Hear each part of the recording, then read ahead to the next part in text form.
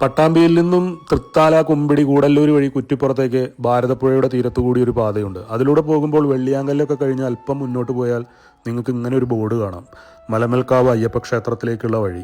ഈ വഴിയിലൂടെ കയറി കഴിഞ്ഞിട്ടുണ്ട് വെച്ചെങ്കിൽ പച്ചപ്പിൻ്റെ ഗ്രാമീണ ഭംഗിയുടെ കാഴ്ചകൾ നമ്മളുടെ മനസ്സിനെ തരളമാക്കിക്കൊണ്ട് പാതയ്ക്ക് ഇരുവശവും നിങ്ങൾക്ക് കാണാം.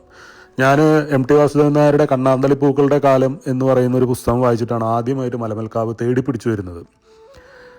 മലമൽക്കാവിൽ വളർന്നു നിന്നിരുന്ന കണ്ണാന്തളിപ്പൂക്കളെക്കുറിച്ചും അവ പിൽക്കാലത്ത് ഇല്ലാതായതിനെക്കുറിച്ചും അത് നട്ടുവളർത്തിയ പരമേശ്വരൻ വൈദ്യരെ കുറിച്ചിട്ടുമൊക്കെ അതിൽ പരാമർശിക്കുന്നുണ്ട്. വളരെ മനോഹരമായ ഒരു അമ്പലം, അതിന് മുന്നിൽ തന്നെ തറകെട്ടിയ ഒരു ആൽമരം, അതിനു മുന്നിൽ ഒരു കുളവും.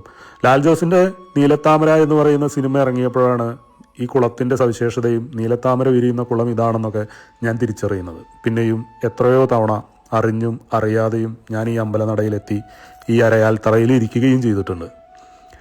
അപ്പോൾ തൻ്റെ ലേഖനം വായിച്ചിട്ട്, ഇതിൻ്റെ തൊട്ടടുത്ത് തന്നെയാണ് കേട്ടോ MT വാസുദേവൻ നായർ പഠിച്ച മലമൽക്കാവ് LP സ്കൂള്. പാടവും തോടും കുന്നും നാട്ടിടവഴികളും താണ്ടി കൂടല്ലൂരിൽ നിന്നും മലമൽക്കാവിലേക്കുള്ളൊരു യാത്രയും ഈ ഭൂമിയൊക്കെ ആയിരിക്കാം MTയെ MT ആക്കി മാറ്റിയത്. നിങ്ങളും ഒഴിവുള്ളപ്പോൾ എപ്പോഴെങ്കിലുമൊക്കെ ഈ വഴി വരണം, ഈ അമ്പലത്തിൻ്റെ അരയാൽ തറയിലിരിക്കണം, ഈ കാറ്റൊന്ന് ഏൽക്കണം. കണ്ണാന്തളിപ്പൂക്കളില്ലെങ്കിലും എനിക്ക് വ്യസനമില്ല. കാലം ഇത്രയായിട്ടും കണ്ണാന്തളിപ്പൂക്കളില്ലെങ്കിലും മലമൽക്കാവും ഈ ഗ്രാമവും വലിയ മാറ്റങ്ങളില്ലാതെ നിങ്ങളെ കാത്തിരിക്കുന്നുണ്ട്. മധ്യവേനലവധിക്ക് നിങ്ങളെ കാത്തിരിക്കുന്ന, നമ്മളെ കാത്തിരിക്കുന്ന നമ്മളുടെ അമ്മ വീട് പോലെ.